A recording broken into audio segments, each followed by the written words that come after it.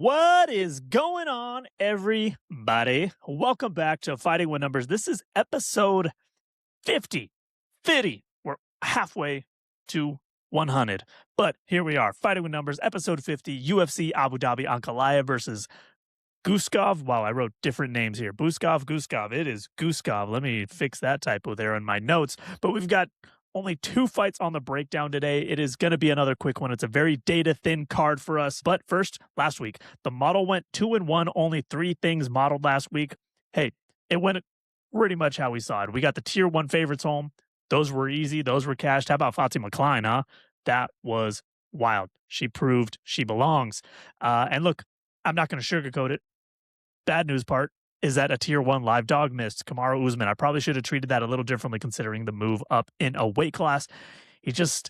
Dude is tough, but man, he just couldn't get anything going. I'm surprised he didn't drop to the floor, though. He was taking shots. Duplessis, though, can you finish a sandwich? Come on, man.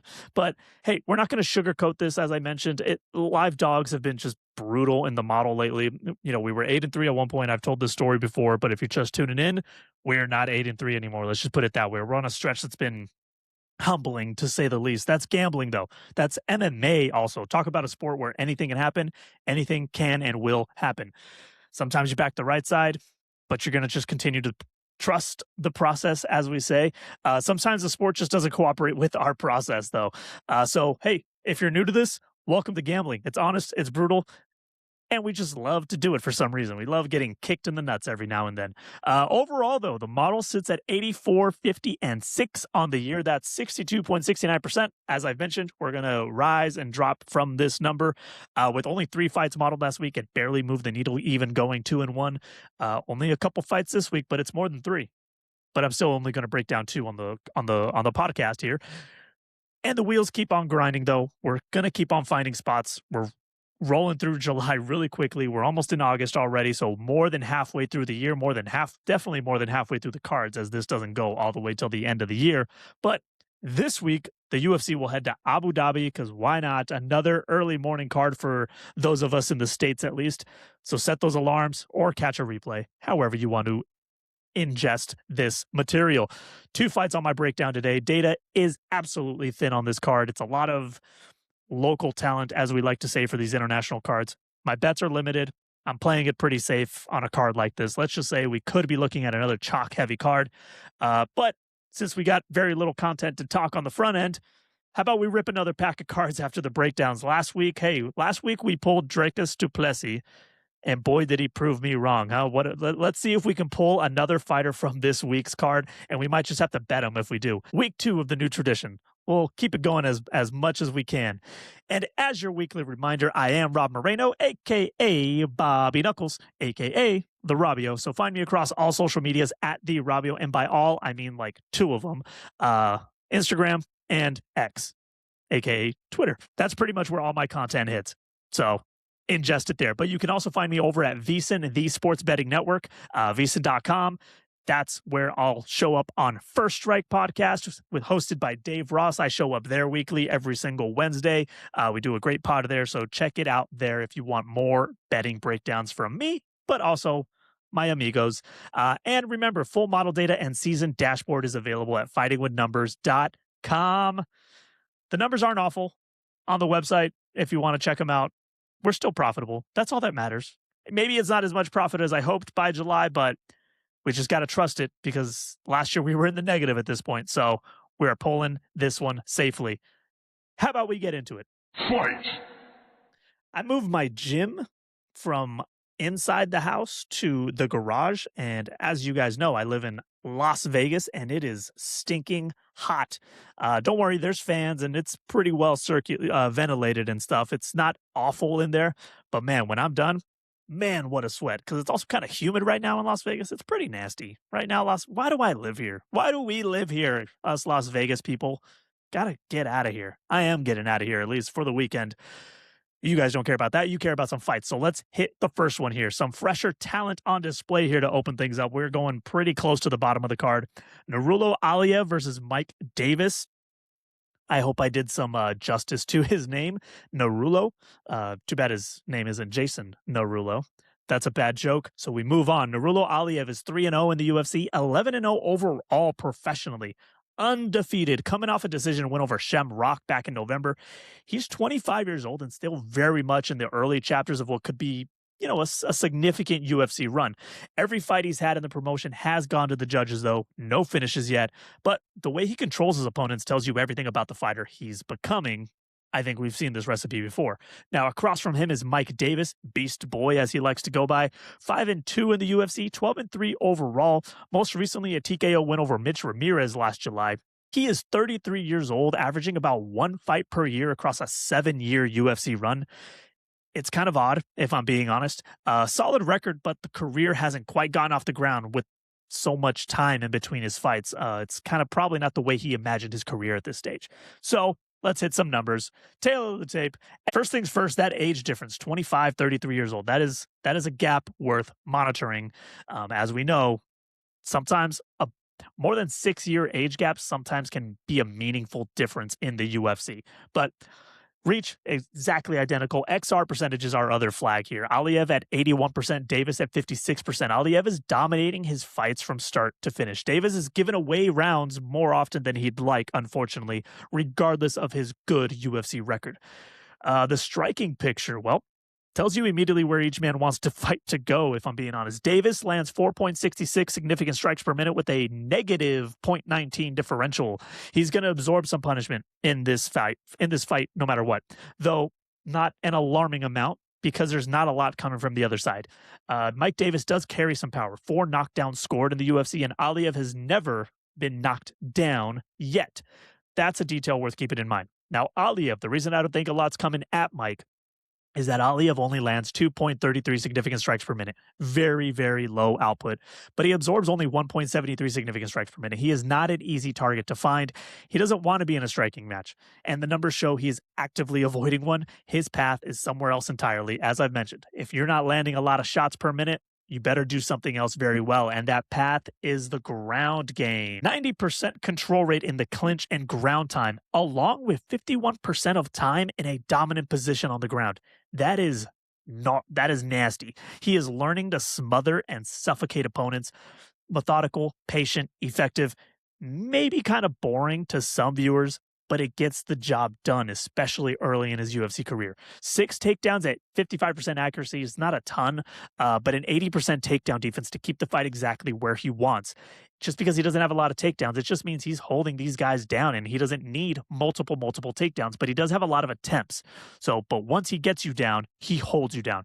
Now, Davis does hold a 63% control rate and has scored 16 takedowns in his UFC career.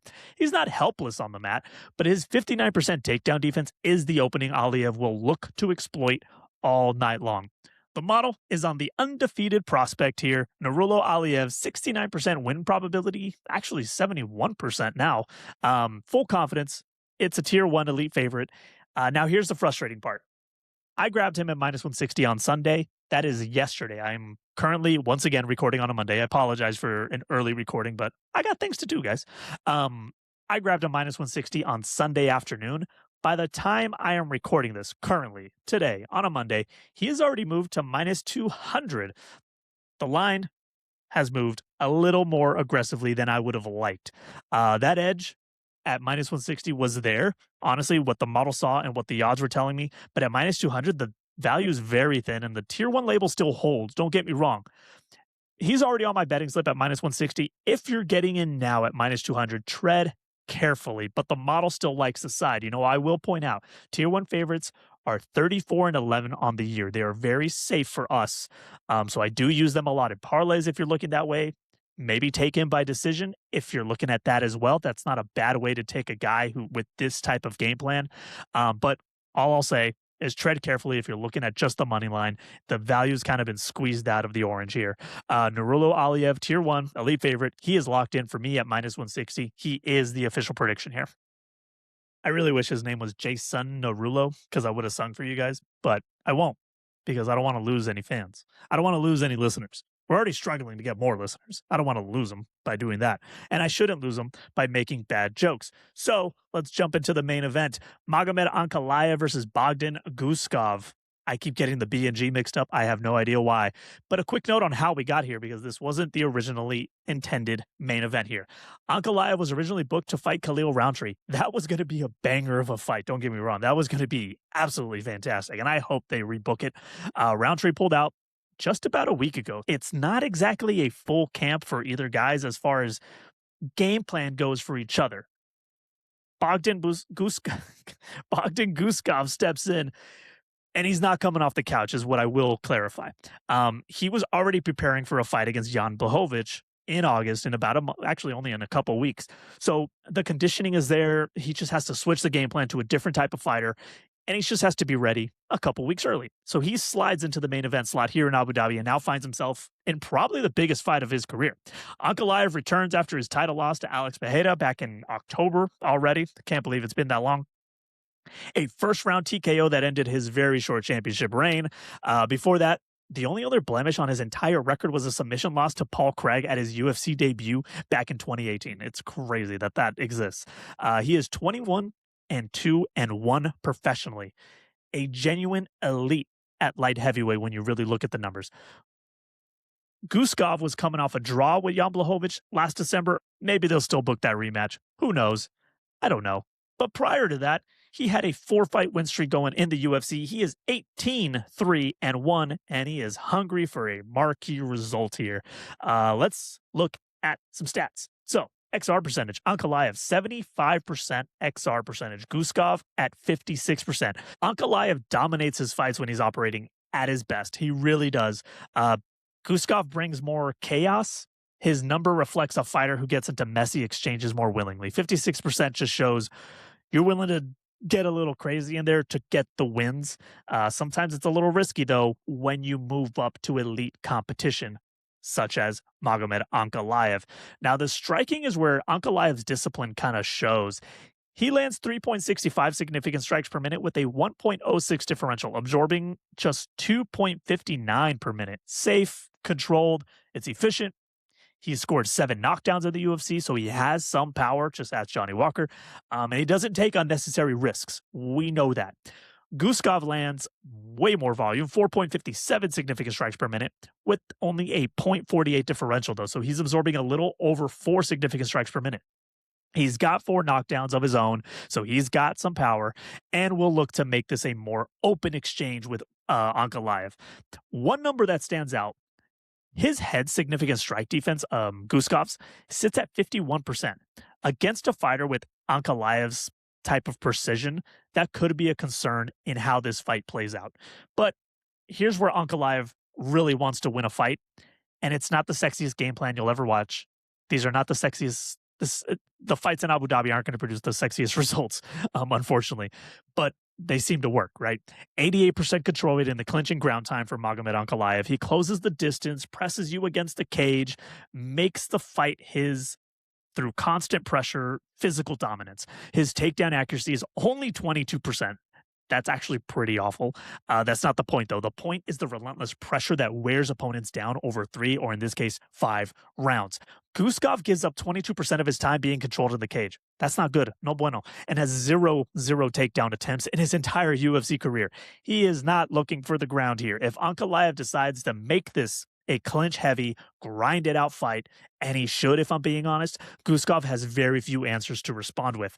The model, it's firmly on the former light heavyweight champion, Magomed Ankalaev, tier 1 favorite. And let's face it, Ankalaev's probably hungry to get back into a title picture now that Alex Pereira has vacated and left and may never fight again. Who knows what that looks like. Ankalaev's hungry for a win. But immediately, even though this is a tier 1 favorite, he is minus 550. That's where the money line lives today on a Monday. That is not a number we touch. That is not a number I'm looking at. Ever. Not at light, especially not at light heavyweight. I mean, we're talking about guys with hands that can bang. Especially also, think about it's a last-minute replacement fight where any number of unknown variables could come into play. Now, the odds are implying Ankalaev wins by knockout. You can find that currently at places beyond, priced at minus 165. I'm not in love with that number, if I'm being honest. As I mentioned, it's a fight where there's plenty of unknowns to play with, but it is more digestible than the money line if that's the route you want to take. Now, here's the prop that catches my eye. Ankalaev by decision is at plus 450. They don't think this goes all 5 rounds. You know his game plan. You know he loves to control and grind. A decision path is absolutely in play for a fighter who has built his entire style around cage control and attrition. That's not a bad number for what the model is projecting. For context as well, Guskov has lost 1 fight in every single way. He has lost 1 by submission in the UFC, 1 by knockout outside of the UFC, and 1 decision outside of the UFC. He only has 3 losses, so it's hard to really know how strong he is in every single department, right? But I mean, going back to those striking numbers, he's been knocked down twice in the UFC, so his chin, that knockout is live. But I'm just saying, plus 450 looks a little appetizing for a guy who's maybe playing it safer, considering this wasn't his original opponent. That's not a bad number for what the model is projecting. Per usual, props aren't available in Vegas just yet. I'll be keeping a close eye as fight night approaches. I'll do my best, as I actually won't be in the States, so we'll have to find a way to get creative with bets later in the week. I'll be keeping that close eye, though. The official prediction is Magomed Ankalaev. That's what the model's tracking. The money line, keep it in your pocket. The decision prop is worth a look when those numbers arrive. Okay, and insert a ripping sound here. I should get a sound for transition purposes. Quick, that's my sound effect. I'm like the cop from Police Academy. Quick rip. So we're done breaking down UFC Abu Dhabi. If you want to check out fightingwithnumbers.com for more, a couple more modeled fights, there's a couple on there. Walter Walker on there if you want to check out what the numbers think about him. But short card, safe plays, and now week 2 of a card rip or a pack rip. I don't know the terminology. I'm trying to be cool here. Last week's polls were what they were. The interesting one was, of course, Mr. Dricus du Plessis, who, by the way, pulled out the win and upset the entire model. How dare you? But now I have his card, and I put it in a safe little thingy because apparently that's what you should do. It's not that big a card from what I understand, but hey, he won the fight, so we're actually going to prop him up behind me. But more importantly, let's grab a card out of the box. Okay, we're grabbing him out of the box. 5 packs left. Everyone, pick a number between 1 through 5. Did you pick 2? Because I'm going to go with number 2. If you pick 2, good for you. Good for you. Congratulations. Now, we have the pack. Boom. Rob, put up the second camera. Yes, that is me. By the way, today's card rip is brought to you by The Rock's Funko Pop. That is like old school Rock. He's doing that creepy thing with his fanny pack. All right, we're opening the pack. Don't look at anything, anyone. No reveals. No reveals. Let's see. What do we got? Here we go. Bang, Chelsea Chandler. Ooh, we won a good. I actually saw her fight live at the Apex about a month ago, so that's actually a cool one to grab. Chelsea Chandler. That's actually pretty sick, and it's one of those sepia cards. I learned it is sepia. What else we got? Whoa, banger. Ilia Topuria, Dare to Be Great. This is, oh shit, I just cussed. Oh shit, this is a numbered card here. 132 out of 150, Ilia Topuria. Featherweight specifically, not lightweight at the time. This is pretty cool. We got a nice one here. Look at that. Event from UFC 298, event 2/17/24. That is the date. This is pretty sick. We pulled an Ilia Topuria card. We'll have to show that one later. What else we got? We got Manuel Torres. We lost a fight with him recently, so thanks for that, Manny. Weston Wilson. Yeah, you can go featherweight. And Shavkat Rakhmonov. I mean, at this point, will we ever see this man again? But here he is fighting Stephen Thompson. So there's our cards for the week. Yeah, this one's pretty cool. Dare to Be Great. We'll have to put that in one of those cool little things. Here, let's put it on the big screen there. Banger. Ilia Topuria. Well, there you go. That's the rip. That's the pack. And then we bring it on back. I don't know. It felt like I should have been doing a rhyme there. That's UFC Abu Dhabi. That is week 2 of my rips. I won't promise to do that every week, but that's just a little entertainment to fill the backspace on this show. The fights, the model, whatever just came out of the back, you're welcome. Only one bet locked in at the moment. I am keeping an eye on that main event prop, though. We're going to hunt for that, and it's an early morning of fights, so set your alarm or catch the replay. Reminder, we are 84, 50, and 6 on the year. We're not doing bad. We're going to keep on grinding, keep the wheels turning. The live dogs will come home eventually, but we don't have any this week, so hey, not too bad. Well, at least on the podcast. Did I spoil it? Go check out the website anyway. We stay the course. Head over to fightingwithnumbers.com for the full season dashboard and model data. As always, find me on Twitter /X and Instagram @TheRabio. If you're enjoying the show, subscribe, leave a rating, share the episode with a fellow fight fan. It goes a long way. I really do appreciate it. So I appreciate all of you for tuning in, as I just mentioned, and we'll talk next time. Enjoy the violence. Perfect.